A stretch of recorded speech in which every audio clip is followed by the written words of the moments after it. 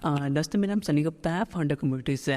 Founder community में हम अलग अलग एंटरप्रेन्योर से इंटरव्यू लेते हैं, उनके स्टार्टअप के ऊपर जानते हो कैसे बिहार को बदल रहा है, बिहार के कैसे वो काम कर रहा है और उनकी जर्नी के बारे में, स्टार्टअप का आइडिया कैसा है होता है, स्टार्टअप कौन कौन सा प्रॉब्लम फेस किए होते हैं।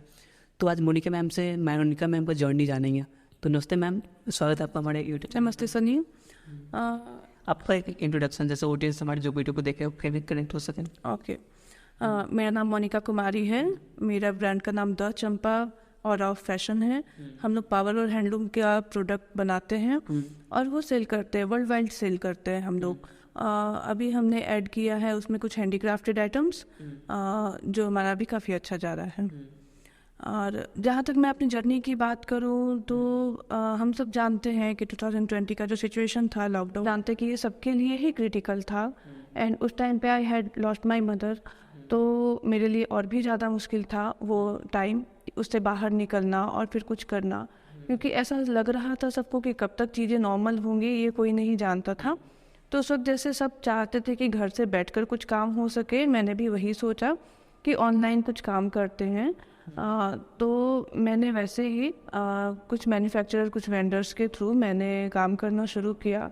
उनके फिनिश्ड प्रोडक्ट को लेकर मैंने ऑनलाइन प्लेटफॉर्म पर डालना शुरू किया। देन उससे वहाँ से मेरी काम की शुरुआत हुई। तो मैं जानना चाहता हूँ आपका इसका आइडिया कहाँ से आया हुआ था, प्रोफेशनल बहुत कुछ होता है, एंटरप्रेन्योरशिप और इसी फील्ड में आपको क्यों जाना था? हाँ, क्योंकि देखो डिज़ाइनिंग में मेरा पैशन था, मुझे पसंद था टेक्सटाइल में काम करना या फिर साड़ियों के डिज़ाइंस या ऐसी चीज़ों में मुझे इंटरेस्ट था पहले से। देन लॉकडाउन के समय क्या हुआ, जब मैंने लोगों को देखा, जब मैंने वीवर्स को देखा कि उन लोग का काम, जब मैं न्यूज़पेपर्स में पढ़ती थी कि काम बिल्कुल ही बंद हो चुका है, जो उन्होंने इतने मेहनत करके स्टॉक्स रेडी किए हैं, एग्जीबिशन में जाने वाले थे और वो सब वैसे के वैसे पड़े रह गए, उनका बहुत लॉस हो गया और इतना लॉस हुआ है कि उनके पास खाने के लिए कुछ नहीं है। तो इन सब चीज़ों का भी मेरे ऊपर कहीं ना कहीं इम्पैक्ट पड़ा, जो मुझे लगा कि नहीं, मुझे कुछ तो करना चाहिए ऐसे लोगों के लिए जिनके अंदर टैलेंट है, वो ये सब कर रहे हैं और जब इनके ऊपर मुसीबत आई है या जो प्रॉब्लम फेस कर रहे हैं, इनसे बाहर निकलने के लिए कोई रास्ता इनको दिया जाए। तो तब मेरे दिमाग में ये आइडिया आया कि मैं इनसे मिलकर बात करूं और तब इनके प्रॉब्लम को सॉल्व करने के लिए मुझसे जो बन पड़ेगा मैं वो करूँगी। तो सब में जैसे कि हम बिजनेस करते हैं तो उसमें बहुत सा प्रॉब्लम आता है, तो कौन कौन सा प्रॉब्लम आप सामना किया और उसको ओवरकम कैसे किए, उससे आप क्या सीखे? मतलब बिल्कुल, कोई भी काम हम करें तो प्रॉब्लम्स तो आते ही हैं और ये हमें सोचकर ही चलना पड़ता है कि प्रॉब्लम्स आएंगी ही।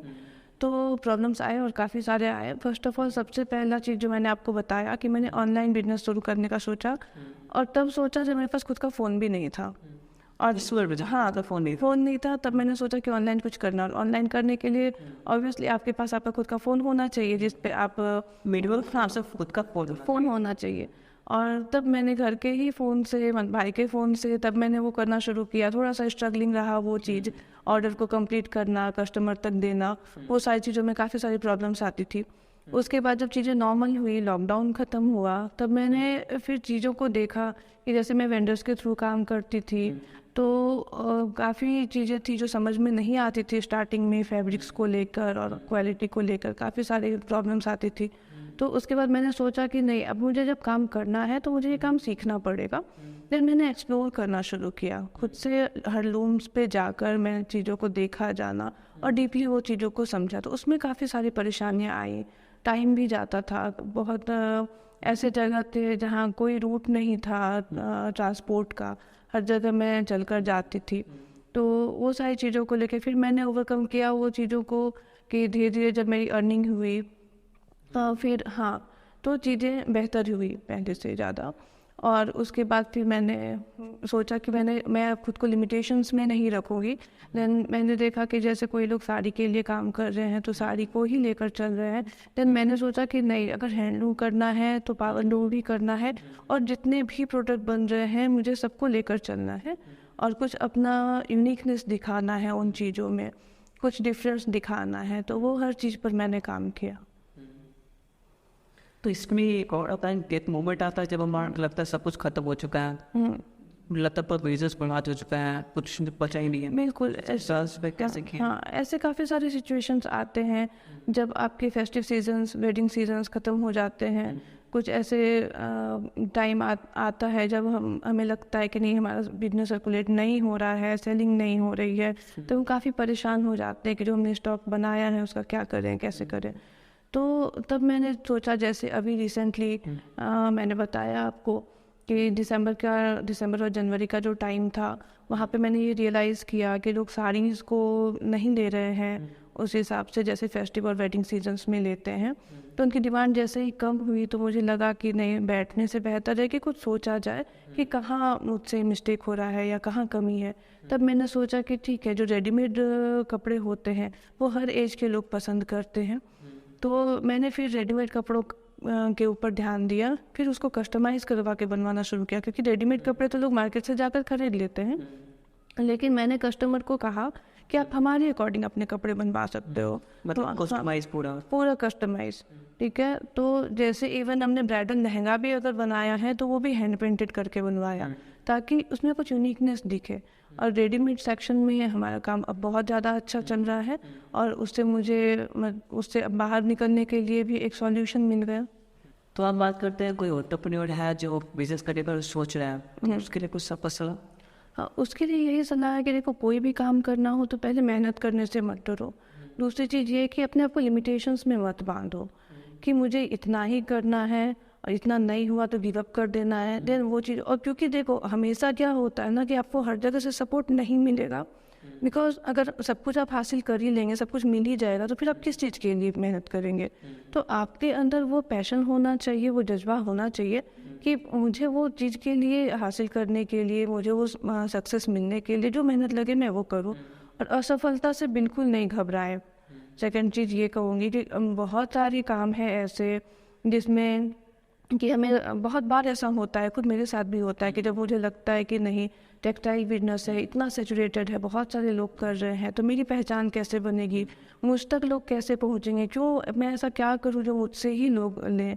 तो उसके लिए आपको सोचना पड़ता है, उस वक्त आप असफलता से नहीं डर सकते। तो दूसरा चीज़ मैंने वही बताया कि जैसे sky has no boundaries, universe has no boundaries, तो आप भी अपनी बाउंड्रीज मत बनाओ। ठीक है, बाउंड्रीज से बाहर आकर के काम करो, अपने कंफर्ट जोन से बाहर आकर काम करो। तो मोनिका जी, अभी हम जानना चाहेंगे जो वुमन एंटरप्रेन्योर है, महिलाओं की जो कुछ करने की सोच, उनके लिए कुछ मैसेज है आपका? बिल्कुल, मैं महिलाओं को यही कहना चाहूँगी फर्स्ट ऑफ ऑल कि हम महिलाएं हैं पर कमज़ोर हैं, ये किसी ने नहीं कहा। ठीक है, तो आप खुद को सबसे पहले कमज़ोर समझना बंद करें, और आप ये सोचें कि आप वो हर चीज़ कर सकती हैं जो आज के समय में मेल डोमिनेटिंग चीज़ें हैं, वो हर चीज़ें कर सकती हैं आप। तो वही चीज़ें हैं कि जब भी आप करने के लिए जाएंगे, मुश्किलें आएंगी, चुनौतियाँ आएंगी, पर आप उससे लड़ना सीखिए, डरना नहीं। वो एक चीज़ और हम जानना चाहेंगे, क्योंकि बिजनेस होता है, टीम होता है, सबसे बड़ा टीम होता है, और टीम वर्क अच्छा नहीं तो बिजनेस बर्बाद हो सकता है, बट नहीं सकता। टीम को हायर करता है, उसमें क्या गुण देखते हैं, उसको कैसे हायर करते हैं? देखो, सबसे पहले तो ज़रूरी है कि टीम मेंबर टैलेंटेड होना चाहिए, ऑब्वियसली, क्योंकि अगर आप में कोई टैलेंट नहीं है, अगर आपको मेहनत करनी ही नहीं है, फिर आप कोई भी काम नहीं कर सकते। तो पहली चीज़ तो ये कि जो काम करने में इंटरेस्टेड हो, पहले हम उनको देखते हैं कि हाँ, ये काम करने के लिए इंटरेस्टेड है और फोकस्ड है।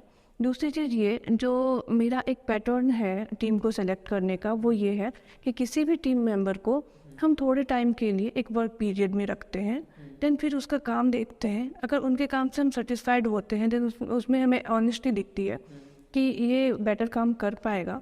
ठीक है, मिस्टेक सबसे होती है, वो बड़ी प्रॉब्लम नहीं है, लेकिन अगर फिर भी हम लोग देखते हैं कि ये काम कर सकता है, या तो फिर उसको हम का टाइम पीरियड बढ़ाते हैं। देन और अगर नहीं कोई ऐसा होता है टीम में कि वो काम नहीं कर पा रहा है, या फिर वो इंटरेस्टेड नहीं है, या काम को सीख नहीं पा रहा है बेटर, देन फिर हम उसको टीम में नहीं रख सकते हैं।